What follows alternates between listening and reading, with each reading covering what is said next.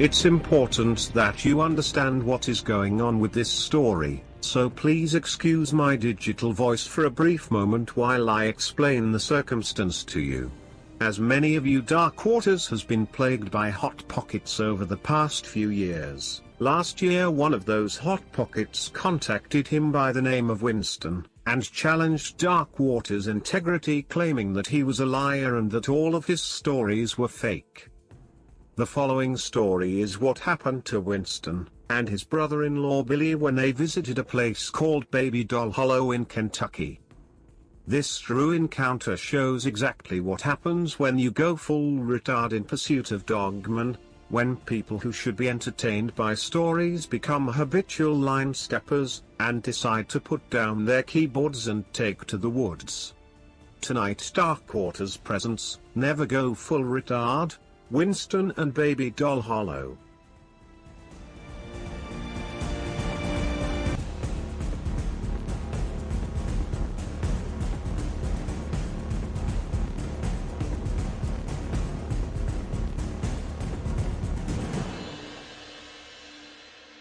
Dogwater strongly advised me against doing this, and I don't hold him accountable for my decisions at all.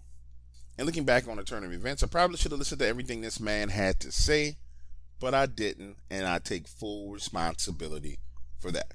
And it's true, I spent a significant amount of time trolling and harassing Dark Waters, approximately about 2.5 years before I was actually able to speak with him. And that conversation, I would say, was a little bit more than just contentious. The first thing he said was, "Hey man, you, I can't stand you, and I don't like you." And he went on to explain to me that he and I could build a relationship, but it started with you. On the next few phone calls, we went back and forth debating the topic of Dogman.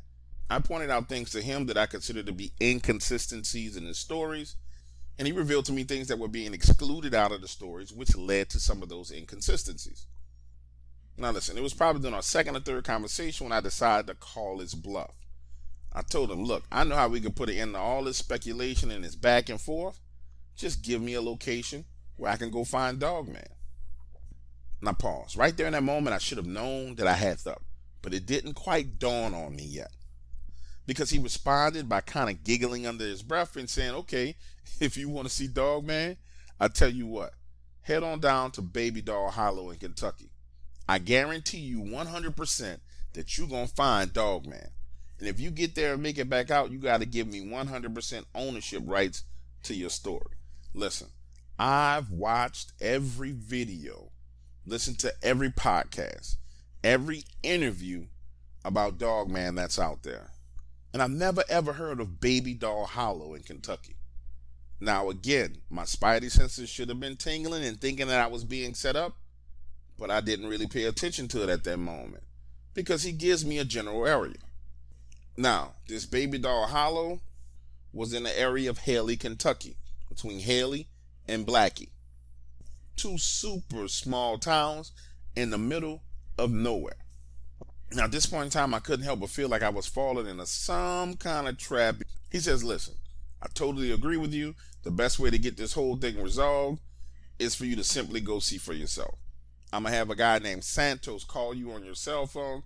He lives in Kentucky in the area. He can take you exactly to where Baby Doll Hollow is. We agree and then get off the phone. A few days later, I get a call from a block number. Guy's name, Santos. Heavy country accent. And the words that come out of this man's mouth are direct and simple. Dark Waters told me to call. When are you guys coming to Kentucky? Now, I'll readily admit I was a little hesitant to talk to this guy. So he repeats himself. James told me you wanted to see Dogman. Only God knows why you would want to see something like that. All I need you to tell me to do is what weekend you want to come, and I'll meet you and take you to the spot. How do I know you're not going to try and put a bullet in my head, man? I don't know you. This dude laughs at me and says, if it makes you feel more comfortable, bring as many people as you want with you. In fact, I encourage you to bring at least 3 to 4 people with you because you're probably going to need them. He goes on to say, I'll let you think it over and call you back in a few days. Now, let me pause here in the story for a moment because I need you to understand exactly what I was going through. I really wanted to see Dogman. So I start trying to find some kind of companion to accompany me to Kentucky. I go to my Facebook group and direct message a few people telling them, hey, Dark Waters gave me a location where there's Dogman. Do you want to go? And absolutely nobody wanted to go. So I talked to my brother-in-law, Billy, and convinced him to take the ride with me from Nashville to Kentucky in order to go find these creatures.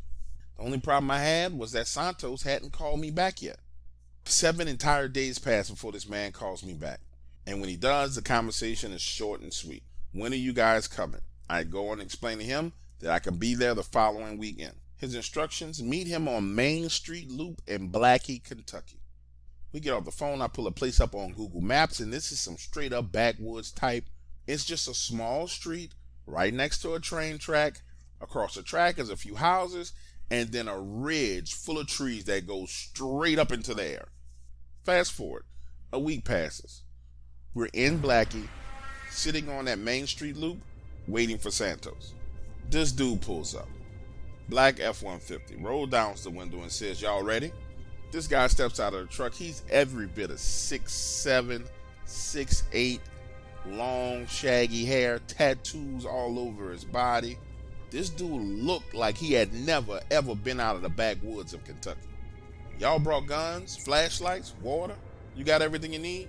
Imagine I'm sitting in my truck looking at this giant, nodding my head saying, yeah, I got everything we need. And then he says, listen, I agreed to take y'all to this spot, but I'm not going down in that hollow with you. And I'll give you one piece of advice. Once you get down there in that hollow, pay attention to the living and not the dead. You understand? Pay attention to what's living and not what's dead. He might as well have been speaking Japtalian to me. By the time the sun went down, we both understood exactly what the hell he meant. 45 minutes later, we're driving up the side of this ridge, following behind Santos' truck. Billy, my brother-in-law, looks at me and says, listen, this is getting a little bit too real, man. You sure we want to do this? For all we know, this dude could take us out here and shoot us in the head and nobody will ever find us, man. Listen, the further we travel into these woods, the more Billy starts to spaz out. He's sitting in the seat, eyes bucked wide open, sweating. I'm not sure if we should do this, man. Let's turn around. Come on, man, let's turn around. I tell him I got a good feeling that we're going to be all right, that the Santos guy's not going to do us anything. He starts to scream. Wait. Didn't you tell me the way you found this Santos guy is through this guy, Dark Waters, who you've been with online? So you think you could just quit the dude online, and then we supposed to come out here to the woods and follow somebody that we don't know into the woods looking for Dogman? This is some dumb, retarded we doing right now, Winston, and you need to admit it. Billy and I are still arguing, going back and forth, when Santos turns onto this little bitty small logging road.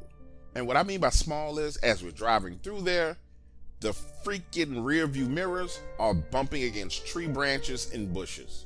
And I noticed we're no longer going uphill, we're starting to descend in the downward direction.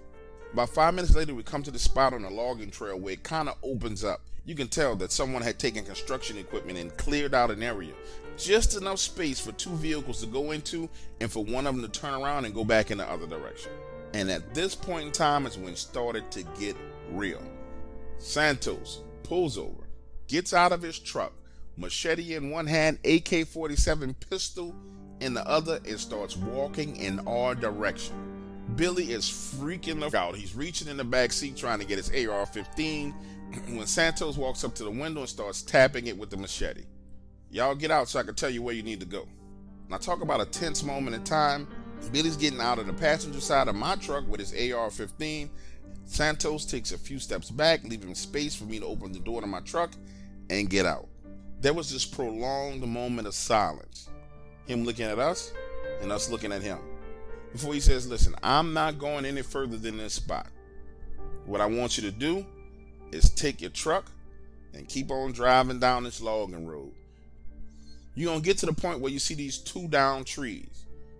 Once you get to those trees, you can go to the east or to the west. Doesn't matter which direction you take. It's all going to bring you to Baby Doll Hollow. And if you want to see Dogman, all you need to do is go down there in that hollow. Then this man turns around and slowly starts walking back to his truck. His head and shoulders swaying back and forth. I could tell he was scanning the wood lines looking for something. Next thing you know, he's in his truck, turning around, And as he's coming back in our direction, I noticed that he's got his AK-47 pistol pointed out of his driver's side window. And I'm thinking to myself, oh, this man is about to kill us. But he doesn't. This man is literally scanning the woods on each side of his truck. And you can see that he was visibly scared. Look, a few minutes later, Billy and I find ourselves alone on this logging road. And he starts up again with this negative talk. Hey man, you know it's not too late for us to get out of here, right? I really feel like we're making a big mistake. And he's pressing me. Dude, let's just get back in his truck and go home. My reply to his concern was, Billy, we already here, man. It ain't gonna take us that long to go down this road, walk around, and see what we can find. Let's just go about 300 yards into the woods and see what we see, and then we're gonna get the hell out of here. Now, if we don't see something within 200 to 300 yards, we rolling. We roll out, man. That's it. Now pause, because this is important. Had Billy not been fussing and acting like a little girl, I would have remembered what Santos said. He said, drive your truck further along the trail until you get to the 2 down trees. Right? And to do the Billy's bitching and moaning, we made a huge mistake. Because we didn't drive anywhere. We started walking downhill until we got to those trees. Now, the way Santos made this seem was like there was going to be a down tree across the road, right? But no. That's not what we found. We found 2 entire trees knocked over, roots exposed, laying across each other in a gigantic X across this logging road. It was almost like the construction crews knocked these trees over to make sure that nobody went any further than this point. Okay, listen, at this point in time is when all the strange and weird stuff started to happen. So we take a right turn off this logging road into the woods, moving slowly and as quietly as possible. When you hear this screeching sound coming from down in a hollow. Not a scream, but a screech. A sound unlike anything that I've ever heard in my entire life. We move about another 75 to 100 yards. The whole time the ground is sloping downwards till we get to the top of this ridge, and there's no way to get down there. We're talking about a 25, 30 foot drop straight down. And looking down below us, there's damn near no sunlight down in this hollow. You know what it felt like? It felt like I was standing on the edge, looking over down into hell. That's the vibe that this place started to give off. Billy, listen, let's work our way along this ridge and see if there's a way for us to get down there. So we start moving to the left, working around, trying to find a way down into this hollow. But the further we move to the left along the edge, the steeper and deeper the drop got. Then we started hearing the noises, this rustling sound coming from directly beneath us in the hollow. And where we were, the drop was so steep, you couldn't look straight down to see what was below us. Then in the distance, it sounded like buffaloes starting to stampede in our direction. It was clear something or some things heavy moving on all fours coming in our direction. Listen, this fear starts to rise up in my bones. My body is tingling, and I know that we need to get the hell out of here. Now we're working our way back in the direction of the truck when you can hear the alarm going off in the distance. And the first thing that comes to mind is, damn it, Santos is back there at my truck. He's going to steal it and leave us out here in these freaking woods. So we start humping it, running through the woods, heading back to the logging trail so we can get back to the truck. And as we're moving further and further away from the edge of that ridge, now you can hear what sounds like something trying to climb up the side of that ridge. When you were kids, you ever run across the lawn and slide in the leaves? You know that shoo sound that it makes? Like the weight and flesh of your body sliding along the leaves? That's what we were hearing. Like something was trying to climb up the side of that ridge. When we get to the clearing by the trees, I realize we still have to sprint uphill to get to my truck. So now picture this. Billy and I are running as fast as we can uphill to get to this truck. And to be clear with you, I'm 52 years old. And there's no way in hell anyone could have told me that I would have the ability to sprint straight uphill and get to this truck. But fear allows you to do a whole lot. Picture this. So we're about 15 feet away from the truck, and you can smell the scent of urine. The strong scent of urine. Looking at the hood of my vehicle, it looked as if someone had poured buckets of piss on the hood of my vehicle. There were these dents on the hood. And that's when I realized somehow, some way my truck had been shifted. Looking at the back panel by the tire, it looked as if someone had slammed into my truck. It's now on an angle where the passenger side tire is damn near in the woods. Billy is freaking out. He doesn't want to get in on the passenger side, so he hops in on the driver's side. I hop in, crank the vehicle up, preparing to drive off, and when we look up, you can see it. About 4.5 to 5 feet tall, just how people have described it. Jet black fur, long ears that sit on top of its head. This thing like an overgrown Dogman pincher on steroids, standing right there in the middle of the road. Now I got the wheel cut to the left, foot on the gas, trying to get the hell out of there. When I hear Billy say, "Man, that thing's not big at all. We can shoot that and kill it." And the next thing you know, his rifle is out of the window, and I hear him taking shots. Lord Jesus, why did he do that? No sooner than the echo of those shots rang out in my ear, you start to hear these roars coming. And I couldn't tell you what direction they were coming from because there was so many of them and they were so freaking loud. The only thing to do was focus on driving out of there. Now listen, I didn't make the most neat and accurate turn to get out of there. And the next thing you know, I was bumping into trees, damaging the front end of my truck. But we get turned around and we're literally speeding uphill trying to get out of there. You could hear these things pacing us in the wood lines. But what took the cake was this. We're coming up to the top side of that ridge. I'm thinking that the worst is behind us. When you see this thing jumping down out of a tree like Wolverine in the X-Men movie. You know how in the movies they show Wolverine digging his claw into the side of a tree and sliding down? That's exactly what we saw happen at the top of that ridge. And right there is where I did massive damage to the front suspension of my truck. Picture this, we see Wolverine jumping down out of the tree, claws and all, grabbing onto the bark, and I hit the gas. We go up over the ridge, launch into the air, and bam, hit the ground, bounce 2 times. I damn near slam into a tree, and we head on out of there. We make a right, a left, another right, and we're back on the highway. You know the best way to describe what's going on in my mind as we're driving away from this situation? You probably could say we were in shock, but it was a little bit more than that. You gotta understand. You still can smell the piss from where these things peed all over my truck. The best way to describe it is kind of like a cupcake, you know, with a layer of shock, another layer of awe, and then this icing on top of disbelief. Like we just couldn't believe what we experienced. But there was no way to deny what we experienced because you could still smell the piss all over the truck.